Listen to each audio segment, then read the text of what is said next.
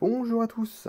Il y a 2 mois et demi, je vous ai fait une vidéo sur l'aménagement d'un terrarium spécifique pour une espèce que j'adore, les Harpegnathos venator.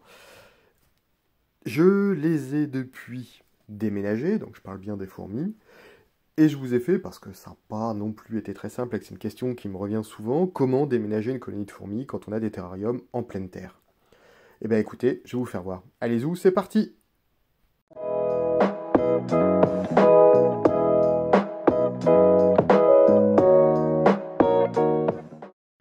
Avant d'envisager de déménager une colonie, il faut d'abord s'occuper du terrarium où elles sont déjà. Bon, en l'occurrence, c'est une cuve Hanstor de 30-30-20, sur laquelle j'avais la chance d'avoir positionné un tapis chauffant sur un côté. Je voyais donc les galeries, je voyais le couvain.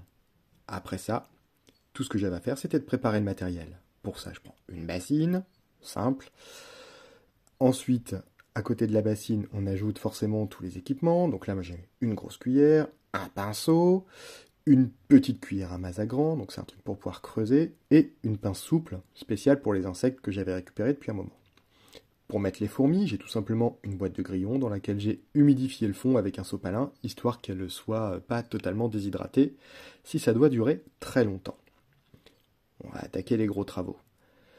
J'ai l'habitude de mettre tout le temps plein de plantes dans mes terrariums. Là, j'avais juste une plante qui était un Solanum sp, je sais plus l'aspect exact, mais enfin voilà, une plante qui vient, je crois, d'Amérique du Sud. Alors, j'ai pas respecté le climat, mais bon, ça passe.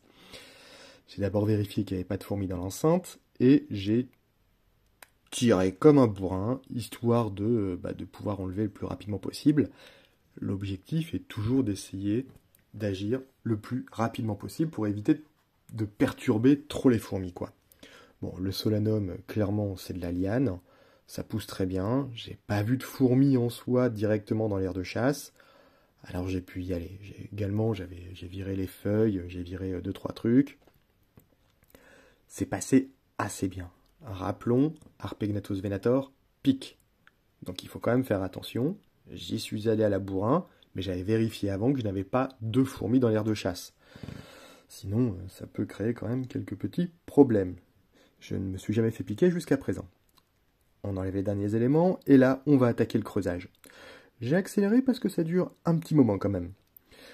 Je vous ai montré juste avant, j'arrive à identifier où étaient les fourmis et où étaient les galeries. Du coup, dans un premier temps, on fait quand même assez gaffe, mais avec la grosse cuillère, on attaque les côtés où on sait qu'il n'y a pas de fourmis. Là, sur la vidéo, on sait que les fourmis sont principalement, enfin en tout cas les galeries que j'avais vues, étaient principalement sur le fond à gauche. Le reste, j'ai pu y aller assez vite, j'ai récupéré 2-3 fourmis avant, mais c'est vraiment le fond à gauche où il fallait faire super attention. La chance qu'on a avec des Venator, c'est que leurs galeries sont assez dures, il y a 2 grosses galeries, on va dire 2 grosses galeries parallèles, et du coup c'est relativement simple en tout cas à déménager. Ça reste du travail on va dire d'archéologue, hein, clairement, tu vas à la petite cuillère, tu vas à la pince. Mais ça allait encore. Après, je savais, c'est aussi l'une des raisons du déménagement, que la colonie vivotait, et du coup, je n'avais pas forcément grand monde à l'intérieur. Effectivement, qu'est-ce que j'ai vu? J'ai dénombré à peu près 16 ouvrières, je crois, et, je m'en souvenais même plus, il y avait 2 gînes à l'intérieur. 2 gînes ou 2 gamergates, mais je pense que ce sont des gînes. Il y avait également du couvain, j'ai récupéré des œufs, d'où le pinceau et d'où la petite cuillère, et quelques larves. Elles avaient l'air de se porter bien. Le fait de les sortir, ça permet également de s'assurer qu'il n'y ait pas d'acariens, qu'il n'y ait pas de pépins sur les fourmis et qu'elles semblent plutôt aller en forme, quoi. Une fois qu'on a récupéré les fourmis, on les installe dans le terrarium. Et là, on a la chance avec des Venator, c'est qu'elles vont rapidement aller s'installer dans le terrarium. Alors là, bon, c'est à vitesse réelle, donc voilà, ça prend forcément un petit peu de temps, j'ai beaucoup plus de vidéos. Chose intéressante également, c'est que très rapidement, je vous l'avais déjà dit dans la vidéo d'avant, elles font des structures tout à fait spécifiques de par cette espèce. En fait, Harpegnathos venator, comme Saltator, va faire des entrées en forme d'entonnoir. Ça, c'est l'entrée principale. J'ai eu de la chance, elles se sont installées, en tout cas l'entrée du nid, exactement à l'endroit où je voulais, sous le bout de bois, j'avais fait comme ça. Et elles m'ont fait également une entrée secondaire, tout à fait reculée, tout à fait sur un côté, dans le sens de la pente, un peu plus haut, en cas d'inondation, je vous avais déjà expliqué ça dans la vidéo précédente, C'est une vidéo c'est une fourmi qui vit en zone inondable.